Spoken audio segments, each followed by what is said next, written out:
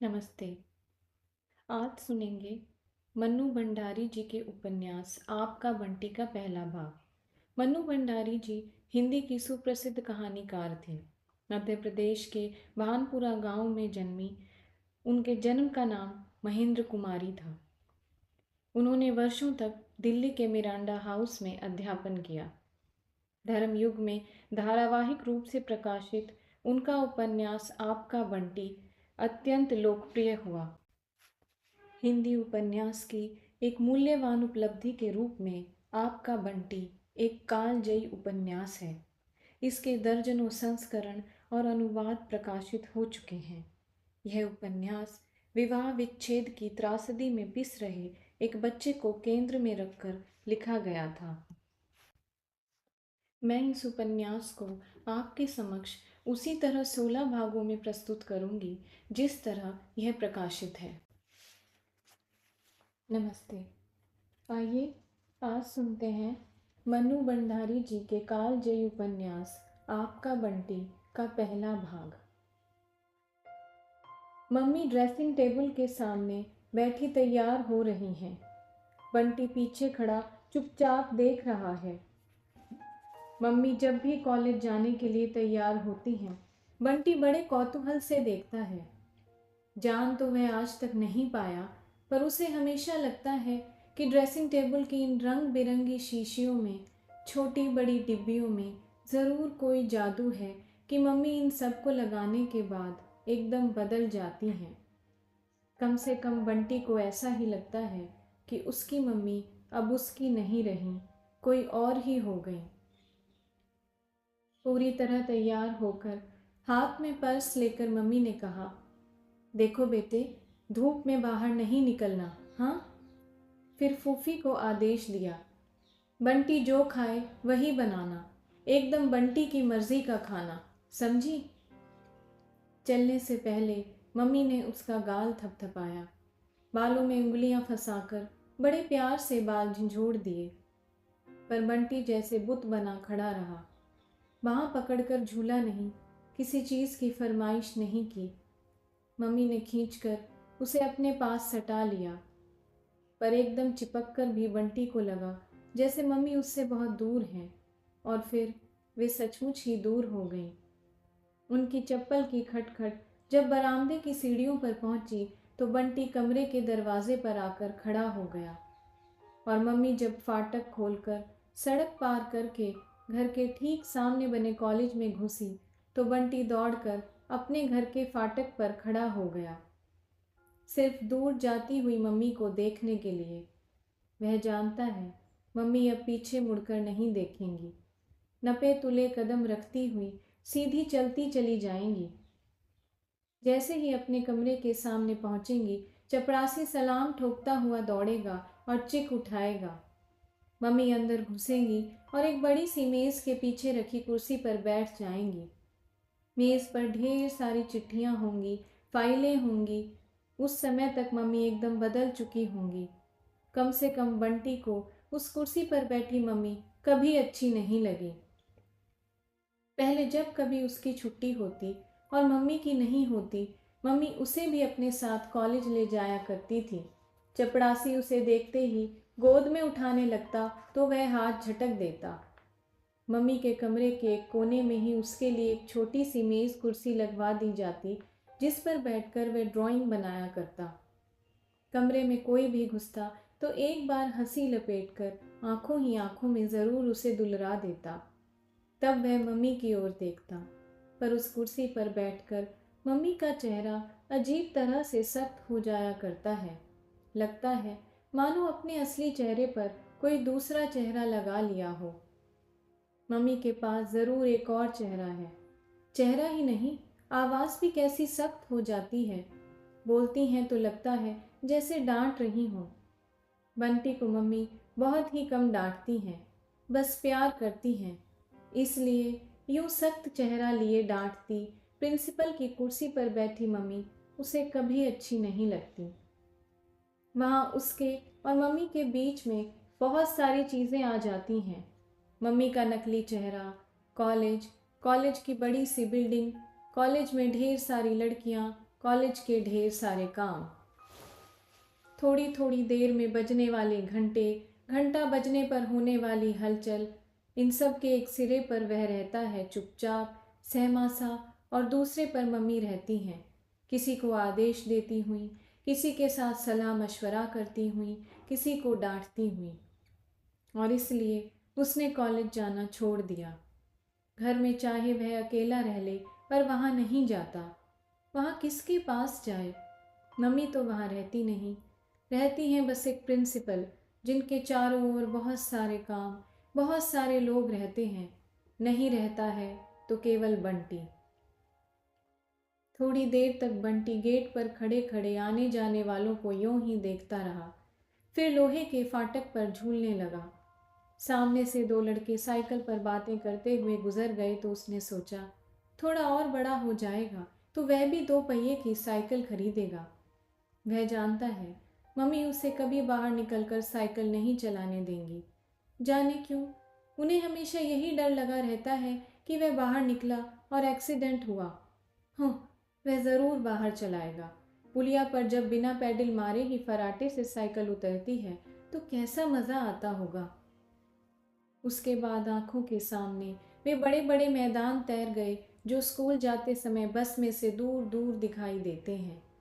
मैदान के दूसरे सिरे पर बनी हुई पहाड़ियाँ, जिनके पीछे से सूरज निकल डूब कर दिन और रात करता है।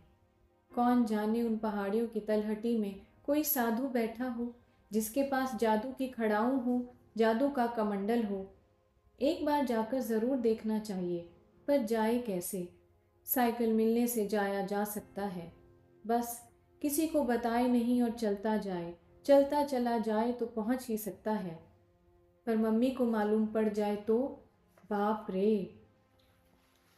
मम्मी उसे बहुत ज़्यादा घर से बाहर नहीं जाने देती हैं, पर मम्मी को पता ही नहीं चल पाता है कि पलंग पर उनकी बगल में लेटे लेटे वह उन साथियों की तलाश में कहाँ कहाँ घूमता है, अनदेखे अनजाने पहाड़ों में, जंगलों में, घाटियों में।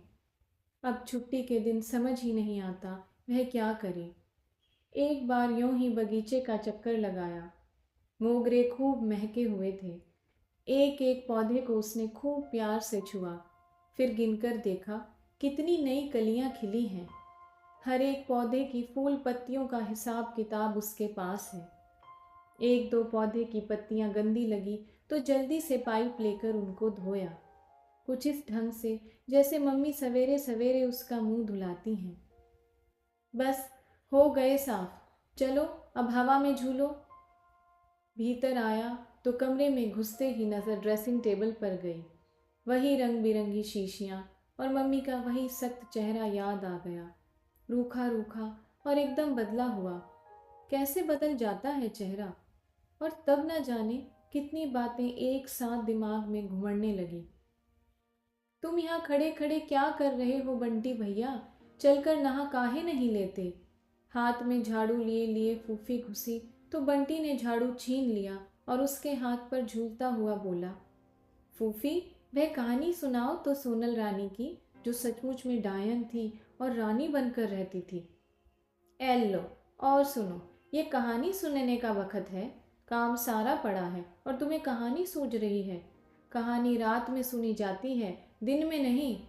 नहीं, मैं अभी सुनूंगा, कोई काम वाम नहीं।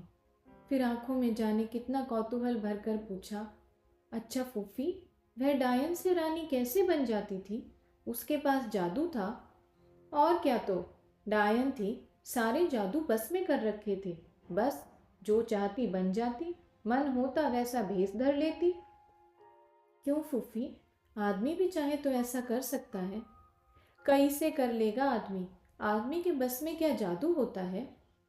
तुमने डायन देखी है फूफी? कैसी होती होगी? जब आदमी के भेष में होती होगी तब तो कोई पहचान भी नहीं सकता होगा। घंटी की आंखों में जाने कैसे कैसे चित्र तैरने लगे। अरे, हमने नहीं देखी कोई डायन वायन, तुम चलकर नहाई लो। नहीं, अभी नहीं नहाता। और बंटी पीछे के आंगन में आया तो झमझम करती सोनल रानी भी साथ आ गई। 7 मंजिले महल में रहने वाली 700 दास दासियों से घिरी सोनल रानी, ऐसा रूप कि न लोगों ने देखा न सुना।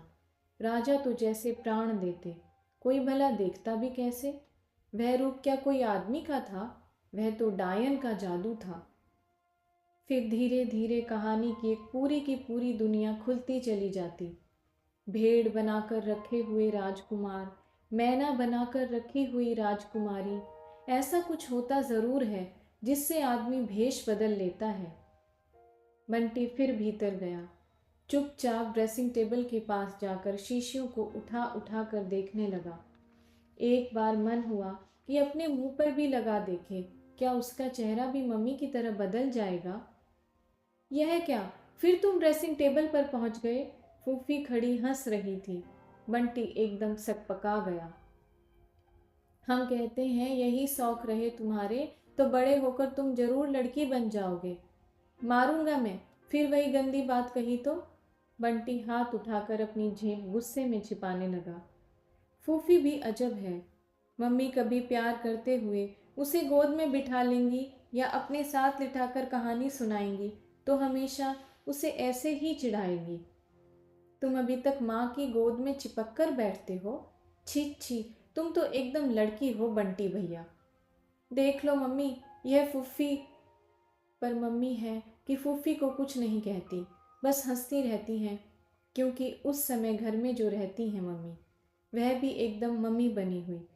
कॉलेज में हो तो पता लगे इस फूफी को, ऐसी घुड़की मिले कि सारा चिढ़ाना भूल जाए। मेरा तो बेटा भी यही है और बेटी भी यही है। हंसती हुई मम्मी उसे अपने से और ज़्यादा सटा लेती हैं। उस समय फूफी के सामने माँ की बाहों से छूटकर भागने के लिए वह ज़रूर कसमसाता रहता है, पर यूं उसे मम्मी की गोद में बैठना, उनके साथ सट कर सोना अच्छा लगता है। सोने से पहले मम्मी उसे रोज़ कहानी सुनाती हैं, राजा रानी की, परियों की, ऐसे ऐसे राजकुमारों की जो अपनी माँ को बहुत प्यार करते थे और अपनी माँ के लिए बड़े बड़े समुद्र तैर गए थे, ऊंचे ऊंचे पहाड़ पार कर गए थे। फिर मम्मी उसके गाल सहलाते हुए पूछती, अच्छा बता, तू मेरे लिए इतना सब करेगा बड़ा होकर, या कि निकल बाहर करेगा? हटाओ बुढ़िया को, बोर करती है। धत, मैं अपनी मम्मी को कभी नहीं छोड़ूंगा। तब मम्मी निहाल होकर उसे बाहों में भर लेती और उसके गालों पर ढेर सारे किस्सू देती। फिर पता नहीं छत में क्या देखने लगती, बस फिर देखती ही रह जाती और उसे लगता जैसे उसके और मम्मी के बीच में फिर कहीं कोई आ गया है, पर कौन, यह वह न समझ पाता। मम्मी के चेहरे पर गहराती हुई उदासी की परतें उसे कहीं हल्के से बेचैन कर देती। उसका मन करता कि मम्मी को पक्की तरह समझा दे कि वह उन्हें कभी नहीं छोड़ेगा, पर कैसे? और जब कुछ भी समझ में नहीं आता तो वह मम्मी के गले में हाथ डालकर लिपट जाता। तब फुफ्फी की बात याद आ जाती। हूँ, फुफ्फी बकवास करती है। कहीं मम्मी को प्यार करने से या कि मम्मी के साथ सोने से कोई लड़का लड़की बन जाता होगा भला। तुम नहा लो बंटी भैया, कहो तो हम नहला दें। नहीं, अपने आप नहाऊंगा, बड़ी आई नहलाने वाली। तो जाओ अपने आप नहाओ, हम कपड़ा वपड़ा निकाल कर रख देते हैं। अभी नहीं नहाता, जब मर्जी आएगी नहाऊंगा। फुफ्फी को लेकर अभी भी गुस्सा भरा हुआ है। बंटी ने अपनी अलमारी खोली। मम्मी के खरीदे हुए और पापा के भेजे हुए खिलौनों से अलमारी भरी हुई है। उसने नई वाली बंदूक निकाली, खूब बड़ी सी, और एकदम आंगन में झाड़ू लगाती हुई फुफ्फी की पीठ में नली लगा दी। बोला, अब कहेगी कभी लड़की, कर दूं शूट, गोली से उड़ा दूंगा, याद रखना। बंटी जब बहुत लाड़ में होता है या बहुत नाराज तो फूफी को तू ही कहता है। और क्या, अब तुम बंदूक ही तो मारोगे, इसी दिन के लिए तो पाल पोस कर बड़ा किया है। तब पता नहीं क्यों मम्मी की कोई बात याद आ गई और बंटी ने हाथ अपने आप हटा लिया। ख्याल आया उसने अपनी बंदूक टीटू को तो दिखाई ही नहीं। उसके मुकाबले में टीटू के पास बहुत कम खिलौने हैं, फिर भी ऐसी शान लगाता है जैसे लाट साहब हो। उस दिन कैरम बोर्ड दिखा दिखा कर कितना इतरा रहा था। वह मम्मी से कहकर अपने लिए भी कैरम बोर्ड खरीदेगा, और नहीं तो इस बार पापा आएंगे तो उनसे लेगा। पिछली बार पापा जिस दिन आए थे उसी दिन उसका रिजल्ट निकला था। कितने खुश हुए थे पापा उसका रिजल्ट देखकर। खूब प्यार किया था, शाबाशी दी थी और ढेर सारी चीज़ें दिलवाई थी। इस बार कब आएंगे पापा? यह किधर चले? उसे पिछले दरवाजे से बाहर जाते देख फुफ्फी चिल्लाई। मैं टीटू के यहाँ जा रहा हूँ, अभी आ जाऊँगा। वहीं मत खेलने बैठ जाना, मम्मी गुस्सा होंगी नहीं तो। नहाया धोया कुछ नहीं है। बंटी दूर निकल आया।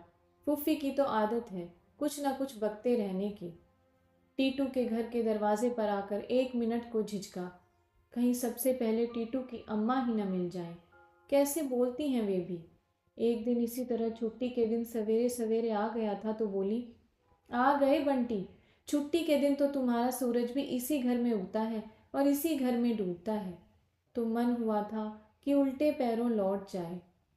मम्मी तो टीटू को कभी ऐसे नहीं कहती, चाहे वह सारे दिन रह ले, उसका बस चले तो वह कभी टीटू के घर नहीं आए।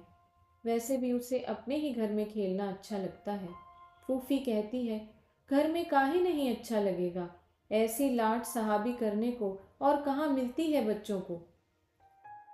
टीटू से कितना कहा कि तू ही आ जाया कर छुट्टी के दिन, पर शाम के पहले वह कभी आता ही नहीं। घर में ही खेलता रहता है। बिंदा है, शन्नो है। हाँ, कहने दो कहती हैं तो बंदूक दिखाकर अभी लौट भी जाऊंगा। मैं वहां रुकूंगा ही नहीं। और सूरज तो अब कभी का उग गया। बरामदे में ही टीटू की अम्मा बैठी तरकारी काट रही हैं। क्षण भर को पांव ठिठक गए। न भीतर को जाते बना न लौटते। कौन? बंटी? आओ। अरे, बड़ी जोरदार बंदूक ले रखी है, इतनी बड़ी किसने दिलवाई? पापा ने। ऐ आए थे क्या पापा? नहीं, किसी के साथ भिजवाई थी। एकाएक स्वर की खुशी जैसे बुझ गई। मन हुआ अम्मा के सीने में ही दाग दे बंदूक। जब देखो तब वही बात। बंटी भीतर दौड़ गया। टीटू शन्नू के साथ बैठा बैठा कैरम खेल रहा था। बंटी ने चुपचाप उसकी पीठ पर बंदूक की नली लगाई और जोर से चिल्लाया, हैंड्स अप। टीटू एकदम डर गया तो बंटी खिलखिला पड़ा। कैसा डराया? अरे, इतनी बड़ी बंदूक, देखूं जरा। टीटू इतनी बड़ी बंदूक देखकर एकाएक उत्साह में आ गया। चल, बाहर चलकर निशाना लगाएंगे। आज वह भी आसानी से बंदूक नहीं देगा। उस दिन कैरम को लेकर कैसा इतरा रहा था। हटो हटो, तुम्हें खेलना नहीं आता। ए टीटू, पहले खेल पूरा करके जाओ। हार रहा है तो कैसा भागने लगा। जीतती हुई शन्नू ने कुर्ता पकड़कर उसे खींचा। ले खेल और खेल। टीटू ने दोनों हथेलियों से सारी गोटों को इधर उधर छितरा दिया और बंटी को लेकर बाहर भाग गया। हारू हारू, खिसियाई सी शन्नो चीखती रही। मुग्ध भाव से बंदूक पर हाथ फेरते हुए टीटू ने कहा, दिखा तो याद जरा। खाली देखने से काम नहीं चलेगा, समझना पड़ता है। यह कोई 8 आने वाला तमंचा नहीं है जो हर कोई चला ले। बंटी अपने को महत्वपूर्ण महसूस करने लगा। अभी खरीदी है? बड़ी ललचाई सी नजरों से देखते हुए टीटू ने पूछा। नहीं, पापा ने भिजवाई है, बड़े रौब से बंटी ने जवाब दिया और उसी रौब के साथ वह उसमें कारतूस भरने लगा। चल, तेरे पापा साथ नहीं रहते तब भी तेरे लिए चीज़ें तो खूब भेजते रहते हैं। और क्या, इस बार आएंगे तो मेरे लिए बड़े वाला मैकेनो लाएंगे। मैं तो मम्मी से जो मांगता हूँ मम्मी भी झट दिलवा देती हैं। बंदूक हाथ में मिल जाती तब तो टीटू फिर भी बंटी के इस रौब को जैसे तैसे झेल जाता, पर खाली बातों का रौब। क्यों रे बंटी, तेरा मन नहीं होता कि पापा तेरे साथ रहें? बंटी का कमज़ोर हिस्सा वह जानता है। बंटी चुप, बस बंदूक के घोड़े को ऊपर नीचे करता रहा। जब यहाँ आते हैं तो तू कहता क्यों नहीं? पर अब शायद रह नहीं सकते। बंटी ने बड़े प्रश्नवाचक भाव से टीटू की ओर देखा। तेरे मम्मी पापा में तलाक जो हो गया है। न चाहते हुए भी बंटी पूछ बैठा, तलाक? तलाक क्या होता है? तू नहीं जानता? बुद्धू कहीं का। मम्मी पापा की जो लड़ाई होती है ना, उसे तलाक कहते हैं। तुझे कैसे मालूम? मेरी अम्मा बता रही थी, पापा बता रहे थे। बंटी तब भीतर ही भीतर कहीं अपमानित हो आया। ठाई ठाई वह हवा में बंदूक दागने लगा और टीटू को अपनी बंदूक से पूरी तरह चकित करके बिना एक बार भी उसे चलाने का अवसर दिए वापस लौट आया। मन में जाने कैसा गुस्सा उफन रहा था। उसके मम्मी पापा की बात उसे नहीं मालूम और टीटू को मालूम। पापा साथ नहीं रहते तो क्या हुआ, वे तो शुरू से ही साथ नहीं रहते। वह तो हमेशा से ही मम्मी के पास रहता है। उसकी मम्मी कोई ऐसी वैसी हैं, कॉलेज की प्रिंसिपल हैं। आते जाते लोग कैसे सलाम ठोकते हैं, करेगा कोई ऐसे सलाम इनकी अम्मा को। और पापा पास नहीं रहते तो क्या हुआ, उसे प्यार तो खूब करते हैं। टीटू के पापा तो जब देखो तब डांटते ही रहते हैं। उस दिन उसके सामने ही कैसा कान उमेठा था कि पैं बोल गई, सारा चेहरा सुर्ख हो आया। अच्छा है, पापा के साथ रहो, डांट खाओ, पिटो और कान खिंचवाओ। पर मम्मी को तो ऐसा नहीं करना चाहिए ना। मम्मी उसे पापा की बात बताती क्यों नहीं है। कितनी ही बार उसने मम्मी से यह बात करनी चाहिए, पर जब भी वह ऐसी बात करता है मम्मी का चेहरा जाने कैसा कैसा हो जाता है। उसे डर सा लगने लगता है, फिर उससे कुछ भी नहीं पूछा जाता। इस बार पापा आएंगे तो वह पापा से पूछेगा कि वे दोनों दोस्ती क्यों नहीं कर लेते। पापा तो उसकी बात बहुत मानते हैं, जहाँ कहता है वहीं घुमाने ले जाते हैं, जो मांगता है वही दिला देते हैं। यह बात नहीं मानेंगे। अब तो वह बड़ा हो गया है, पापा को समझा सकता है। पर मम्मी पापा की लड़ाई क्यों हुई? मम्मी कभी पापा की बात नहीं करती। पापा आते हैं तो सर्किट हाउस में ठहरते हैं, मम्मी को बुलाते भी नहीं, मम्मी की बात भी नहीं करते। क्या इतने बड़े बड़े लोग भी लड़ते हैं? ऐसी लड़ाई जिसमें कभी दोस्ती ही ना हो। क्या मम्मी को पापा की याद नहीं आती होगी? शाम को मम्मी लॉन में पलंग डालकर लेटी हैं। मौसम में हल्की सी ठंडक है, पर फिर भी बाहर खूब अच्छा लग रहा है।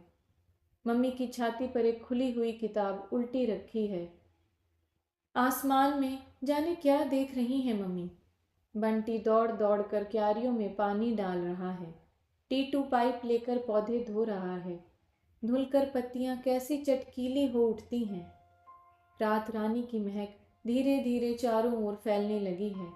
हर पौधे, हर फूल और हर गंध के साथ बंटी का जैसे बड़ा गहरा संबंध है। पानी दे चुकने के बाद बंटी ने एक बड़ा सा मोगरे का फूल तोड़ा। इस बगीचे में से फूल तोड़ने का अधिकार केवल बंटी का है, क्योंकि यह बगीचा केवल उसी का है। बिना उससे पूछे तो मम्मी भी नहीं तोड़ सकती। फूल लेकर वह चुपचाप गया और लेटी हुई मम्मी के बालों में खोंस दिया। मम्मी बड़ा मीठा सा मुस्कुराई और पकड़कर उसे अपने पास खींच लिया। लाड़ कर रहा है मम्मी का, और बैठकर फूल को ठीक से पीछे की ओर लगा लिया। इस समय मम्मी कितनी अच्छी लग रही हैं। वैसे तो शाम के समय मम्मी बिल्कुल उसकी अपनी हो जाती हैं।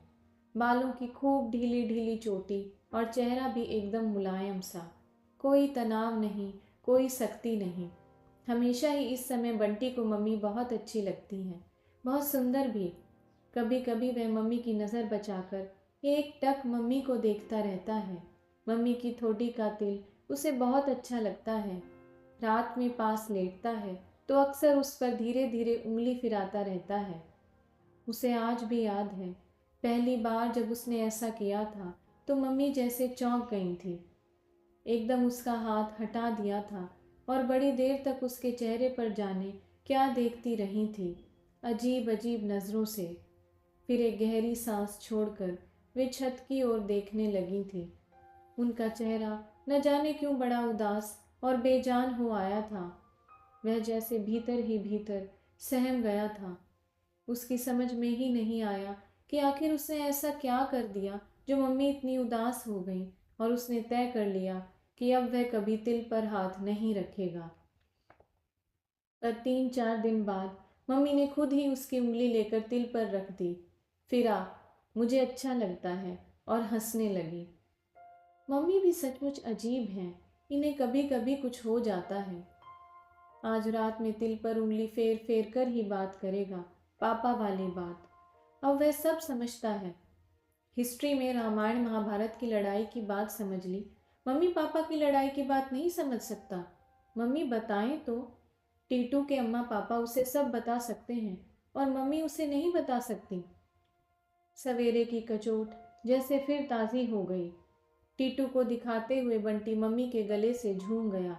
लो, देख लो, मम्मी कैसा दुलार करती हैं मेरा। तुम झूमो तो ज़रा अपनी अम्मा के गले में, न झटक कर अलग कर दें तो। न रहें पापा उसके पास, उससे क्या। मम्मी अकेली जितना प्यार करती हैं उसे, तुम्हारे अम्मा पापा मिलकर भी उतना प्यार नहीं कर सकते। और उसकी आंखों के सामने खटिया पर नंगे बदन बैठे, कभी खांसते तो कभी पेट पर हाथ फेरते टीटू के पापा और हल्दी के दागों से भरी साड़ी पहने अम्मा घूम गई। तब मन एक गर्वयुक्त तृप्ति से भर गया। हुलसकर उसने कहा, मम्मी, आज बहुत बहुत लंबी वाली कहानी सुनाओ। कहानी चल रही है सात भाई चंपा की। सौतेली माँ ने कैसे सातों लड़कों को मरवाकर गड़वा दिया। जहाँ जहाँ बच्चे गाड़े गए, वहाँ वहाँ चंपा का एक एक पेड़ उगाया। सौतेली माँ बहुत बुरी होती है मम्मी। हाँ, और नहीं तो क्या, मार कर गड़वा देती है। बच्चों के पापा ने क्यों नहीं कहा कुछ? सौतेली माँ ने उन्हें पता ही नहीं लगने दिया। ऐसा भी कभी हो सकता है? झूठ। सात बच्चे गायब हो जाएं और पापा को पता ही न लगे। हाँ, होता है ऐसा। पापा कोई ऐसा वैसा आदमी था, राजा था। उसके पास राज्य के बहुत सारे काम थे, बच्चों का ख्याल ही नहीं रहा। पापा लोग ऐसे ही होते हैं, उन्हें बच्चों का ख्याल कभी रहता ही नहीं। यह तो माँ ही होती है जो। और मम्मी एकदम चुप हो गई। उसने मम्मी की ओर देखा। मम्मी वैसे ही आसमान की ओर देख रही हैं। क्या देखती रहती है मम्मी आंखें गड़ाकर, कभी आसमान में, कभी छत में। उसे तो वहाँ कभी कुछ नहीं दिखाई देता। एकाएक ख्याल आया, पापा की बात पूछ ले। मम्मी? बंटी पसोपेश में। कैसे पूछे? मम्मी ने कहीं डांट दिया या कि मम्मी बहुत उदास हो गई तो? शाम और रात में ही तो वह मम्मी के बहुत बहुत पास हो जाता है। सवेरे तो इन्हीं मम्मी में से एक और मम्मी निकल आती हैं। उसने एक बार फिर मम्मी की ओर देखा। आंखें आसमान पर टिकी हुई, लटें चेहरे पर बिखरी हुई। सचमुच मम्मी सुंदर है। वह बेकार ही क्यों डरने लगता है मम्मी से? उसने हिम्मत जुटाकर कहा, मम्मी, मम्मी। इस बार मम्मी ऐसे चौंक कर बोली जैसे कहीं और चली गई थी। चल, तू बहुत बहस करता है, मैं नहीं सुनाती तुझे कहानी। मम्मी, पापा हम लोगों के साथ क्यों नहीं रहते? मम्मी चुप। आज टीटू कह रहा था। क्या कह रहा था टीटू? मम्मी एकदम बंटी पर झुक आई। आवाज की शक्ति से बंटी जैसे एक क्षण को सहम गया। बता, क्या कह रहा था टीटू? टीटू कह रहा था कि तेरे मम्मी पापा का तलाक हो गया है, अब पापा कभी हमारे साथ नहीं रह सकते। बंटी ने जैसे तैसे कह दिया।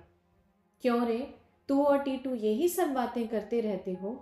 मम्मी की आवाज़ में गुस्सा था या दुख, पता नहीं चला। मैं नहीं करता मम्मी, टीटू ही कह रहा था। मुझे तो तलाक का मतलब भी नहीं मालूम।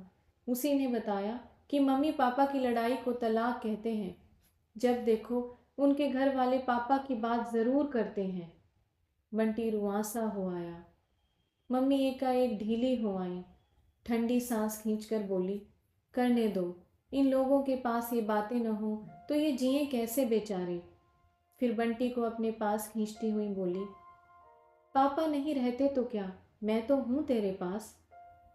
और उसके बाद बंटी से कुछ भी नहीं पूछा गया, कुछ भी नहीं कहा गया। मम्मी उससे कितना ही प्यार करे, फिर भी वह मम्मी से कहीं डरता ज़रूर है। कितनी बातें सोची थी उसने आज कहने के लिए। दिन में कई बार दोहरा दोहरा कर भी देख लिया था, पर हमेशा की तरह बात बीच में ही टूट गई।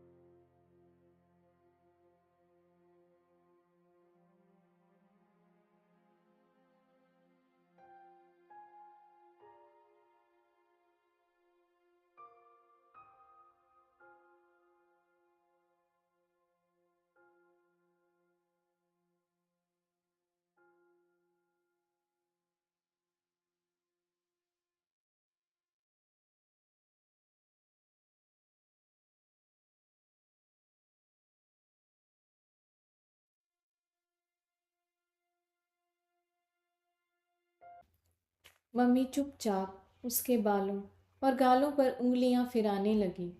दोनों चुप हो गए तो दूर लेटी फुफ्फी की आवाज़ ही हवा में थिरकती रही। उखड़ा बिखरा स्वर, मेरे तो गिरधर गोपाल दूसरा न कोई। हवा में ठंडक बढ़ गई। चल, भीतर चल। और बंटी मम्मी के पीछे पीछे अंदर चला गया। बाहर था तो जैसे मन के सारे प्रश्न चारों ओर फैले हुए थे। कमरे में आते ही सब सिमटकर मन में समा गए और बंटी को एक अजीब सी बेचैनी होने लगी। कैसे पूछे वह, क्यों नहीं बताती मम्मी उसे कुछ? अच्छा, मम्मी को क्या कभी भी पापा की याद नहीं आती?